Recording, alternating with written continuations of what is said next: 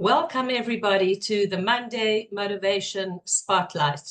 I'm Lesley Kaplan, welcoming you here today, as I do every single Monday for 30 minutes of inspiration. So how do we work? Every Monday, we have a special guest who joins us live, always from Israel, because the whole highlight of our program is that we started when the war unfortunately erupted, and unfortunately another challenging week for Israel this past week. So we started to highlight and give exposure to Israeli artists, no pun on the word artists this time, artists, business owners, organizations, as well as to inspire you.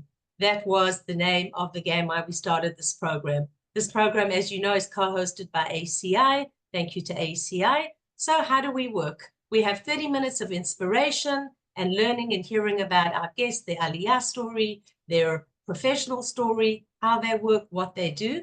And at the same time, feel free to share in the chat, give support or add comments to anything they say. If you're joining live, welcome to if you're watching the recording. And although this is not an official networking group, if you are in business, please feel free to share your details in the chat. Any social media links, anything that you would like to share. So today, before I introduce our guest, I would like to, or before I actually spotlight him, I would just like to show you who he is. So you can see on the screen, Glen Josselsohn. He's a contemporary artist. The moment I saw his work, I was introduced to him. Literally, we haven't met personally face to face, but we did speak on the phone. I was introduced to his artwork by Marion, who I'm not sure if she's here or if she's going to listen to the recording. Thank you, Marion. So when I saw his artwork, just to give you a little bit of a taste, I thought, wow, this is exactly my style. I love modern art.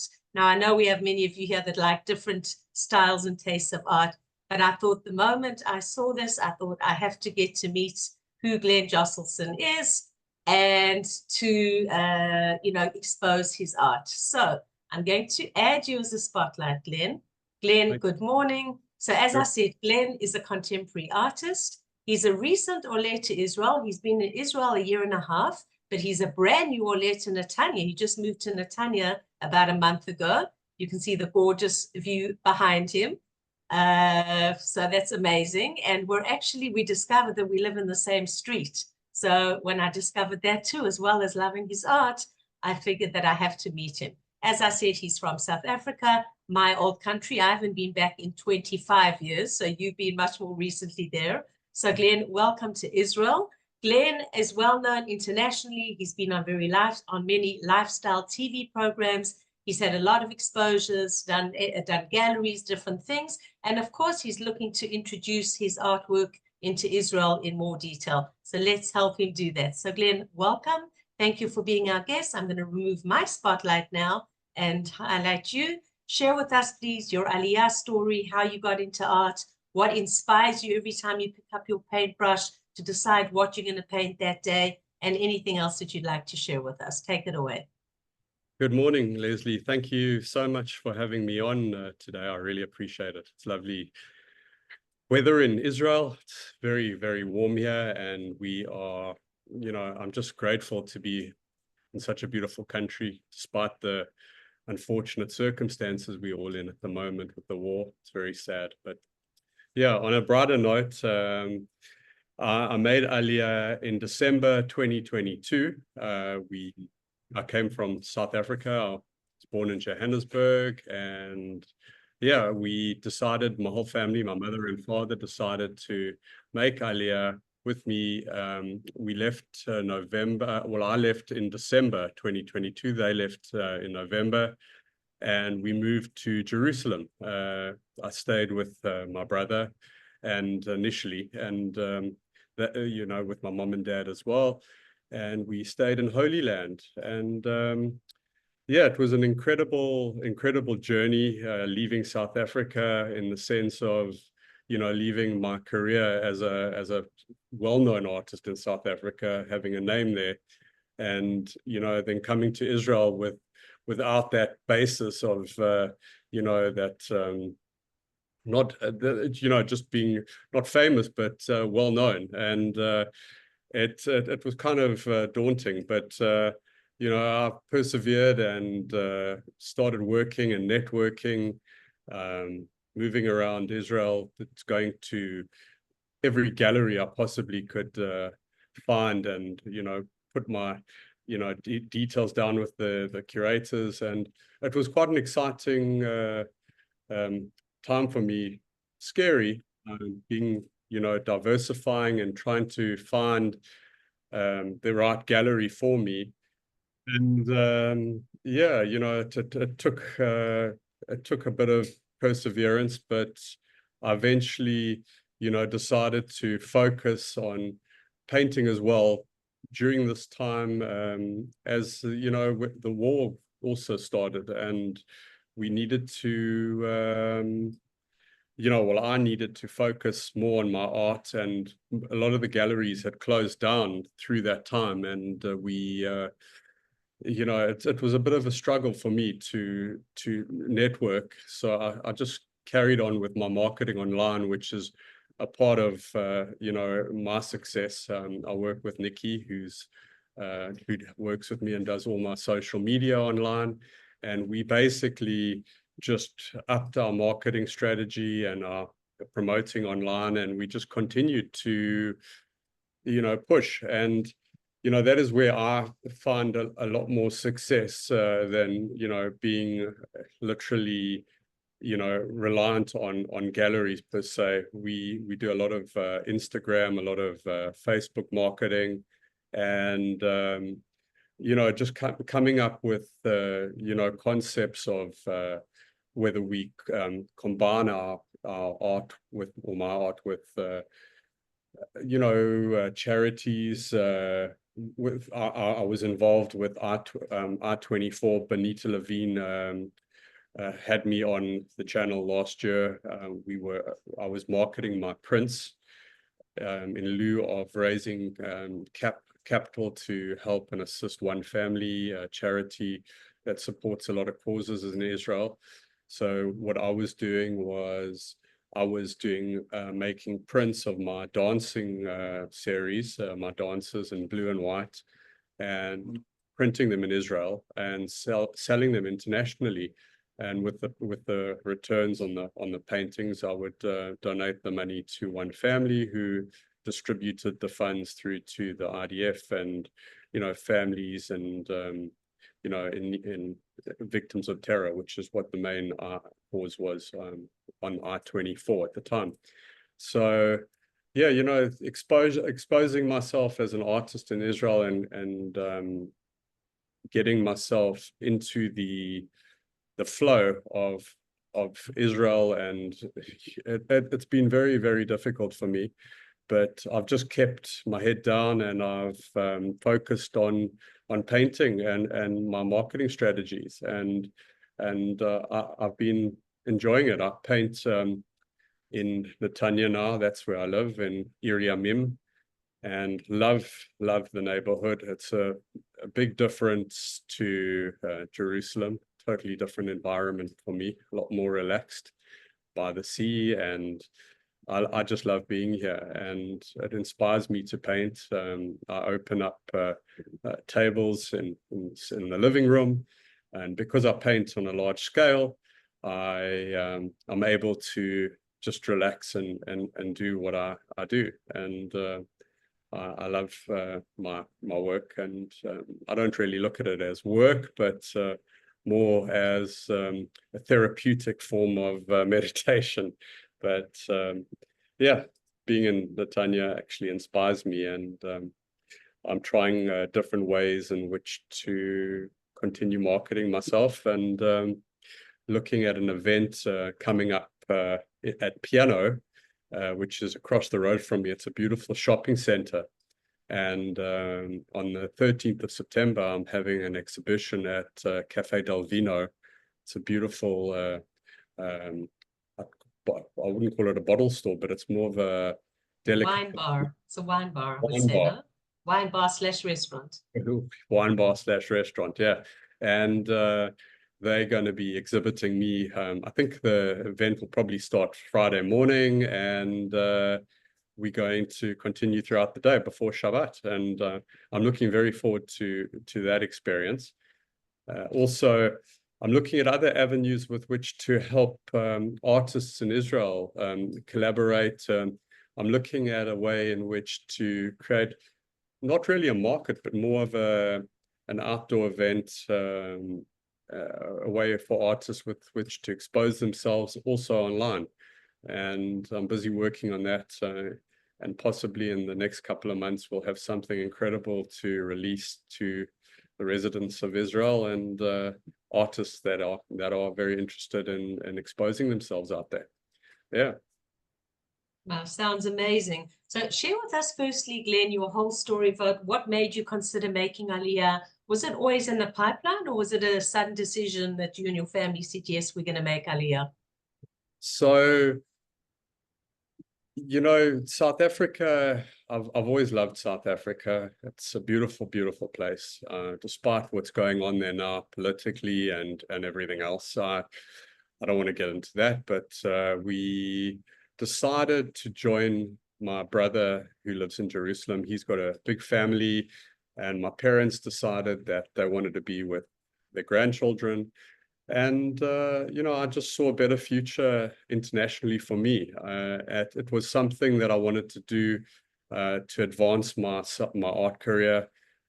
You know, being closer to Europe, and it was a passion. I love being close to Europe, and you know, that was one of my main drives, and my main, I would say, yeah, being north of South Africa and being able to promote myself in London, especially.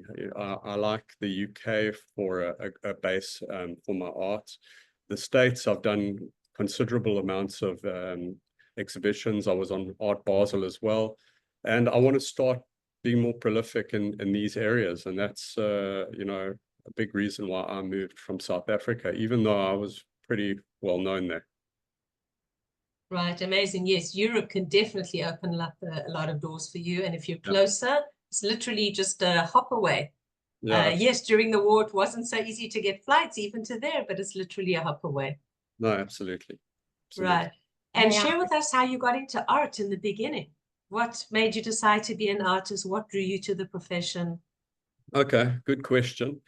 So my mom's a very well-known artist, and she does silk painting. She's a silk teacher. She teaches on silk, a very unique niche market, and she's planning on also helping people here with the classes. We're looking to collaborate. My mom's going to do that as well. It's a beautiful style. Her name's Glen Josselsohn, and we're looking at doing workshops jointly as well, to start off with, and why, you know, and how I started off, just to, you know, reiterate, is I got involved with growing up in an art studio. My mom was always painting, and I was always fascinated. And from an early age, even in nursery school, you know, I used to paint with my hands and, you know, scribbling. And I just spent my life growing up in an art studio. Whenever my mom was painting, she would always put a canvas down for me or paper down for me, and I'd start that way. But throughout, you know, my late 20s, 30s, I got involved in renovating apartments in South Africa. I loved the creative side of interior design, and I started doing these high-end apartments, but also putting up my art to decorate these apartments. And when people bought these places, they were they wanted to keep the furniture and the art. And I thought, wow, you know, this is interesting. You know, I've got something here, and, you know, maybe I should just continue it. And after the recession in 2009, when the property market, you know, took a bit of a dive, I got involved with just marketing art online internationally. And a lady, Nikki Stern, who's on here today, has been working with me for the past, Nikki's been with me now for about 14 years, helping me market my art online. And it's been an incredibly fascinating journey through this period. And we've just gone from strength to strength. Amazing. Nikki, feel free to also share Glen's links, social media links in the chat. that people can see it. Well, I can just imagine picturing this little boy sitting in this art studio surrounded by art all the time and just dabbling in art. And, you know, it's funny how they say that we either choose a profession similar or identical to our parents, or exactly the opposite, or we grow to hate it for different reasons and choose the opposite. But that sounds fascinating. Imagine this little kid, this little boy being fascinated by art all around him. So it was just natural that you would go into the profession. Amazing. Well, it was either that or being a dentist. That's what my dad is. So Okay. he So got you into that chose the profession. art. I chose the art. Fabulous. All right. Share with us your inspiration with art. You pick up the paintbrush. Do you decide before you're going to paint a whole lot of things, or are you very spontaneous that you pick up the paintbrush, arrange your colors, and whatever comes to mind?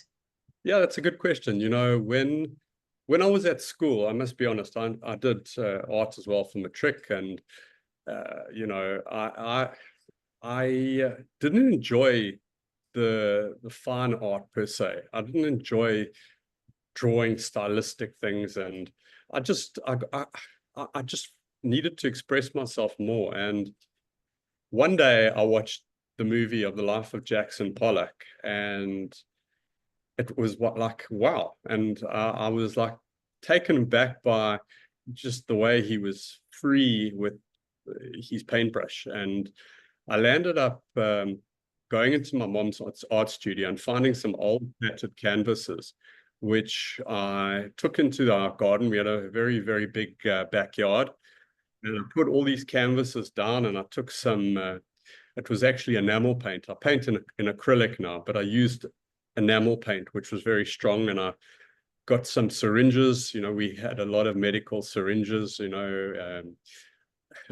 My grandfather was a doctor, and you know, my mom kept a lot of syringes just for her dyes, and I put this enamel paint in these syringes and try to be creative. And I was squirting all the acrylic onto these canvases, creating these patterns. And I've never really had, so I've had so much fun doing all of this. So I thought, wow, this is something unique. And I'm a step above Jackson Pollock here with my concept, because he just used the paintbrush and I'm using syringes and creating these incredible patterns.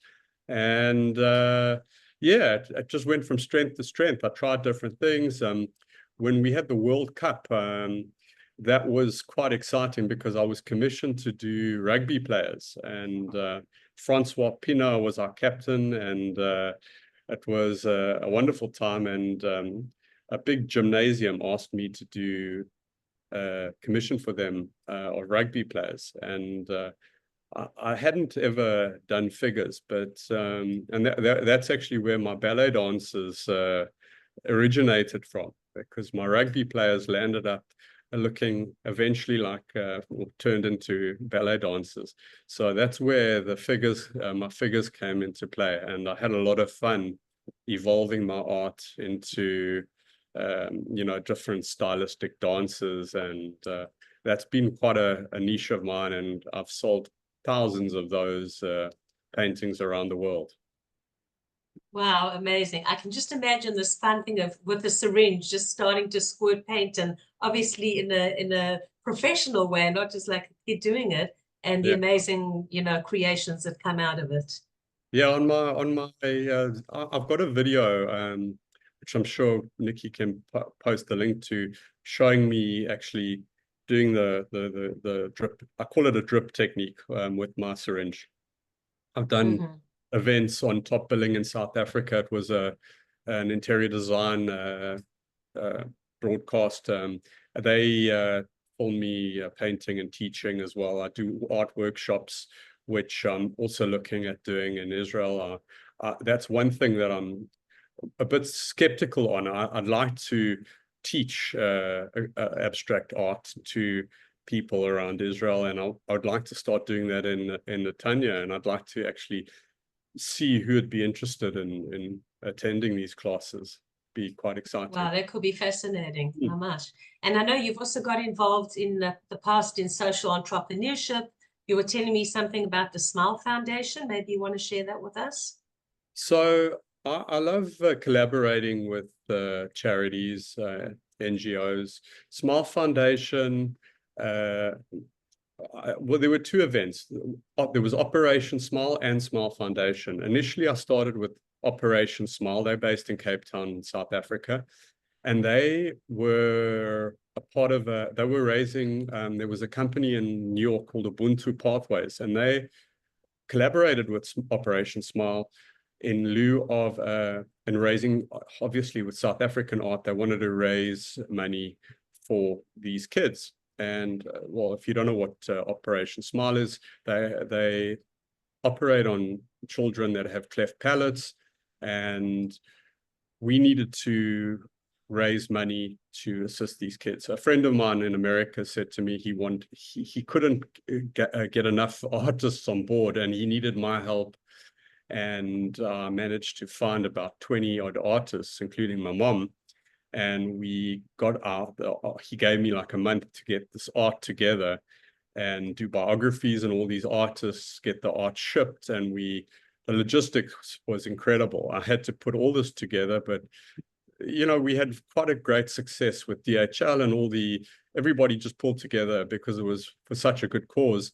I managed to get all this art to New York. We had it was the charity event at the Gleason's gym where Muhammad Ali trained, and that's in Brooklyn and in New York. And it was an incredible event. We had an auctioneer auction off art, and we raised close to R1 million when was it, in 2000? Right, in rand terms it's great, but now compared to dollars or any other currency, it was a couple of it was about what, $100,000, about $200,000 we raised in about an hour and a half. The artists that we auctioned off weren't famous artists, but we made some nice money over that period, and it was a great evening. A Smile Foundation in South Africa, same concept, also doing huge charity events with them, raising money, selling my art, selling prints, and also a part of a lot of animal charities. I'm very proud, a lot of animal causes, and donating paintings to causes to raise money for animals in distress. And obviously now in Israel, I'm doing as much as I can to help, victims of terror, and obviously the IDF with whatever I can do to, contribute my art, my prints, and my paintings to causes that can raise some cash for these people in need and soldiers in need. Wow, amazing, amazing. I was about to ask you about the animal bit, because I saw on your Facebook, anyone that sees and connects to Glen on Facebook, you see that he's a passionate animal lover. Where did that all come about? Did you have animals in former country in South Africa? Yes. They made Aliyah too, or you left them behind? No, they're my children. Of course, they came with me. I've got Okay. two Jack Russells, and I basically saved the one. Jack Russell was my brother's, and my mom adopted her when my brother immigrated to Israel.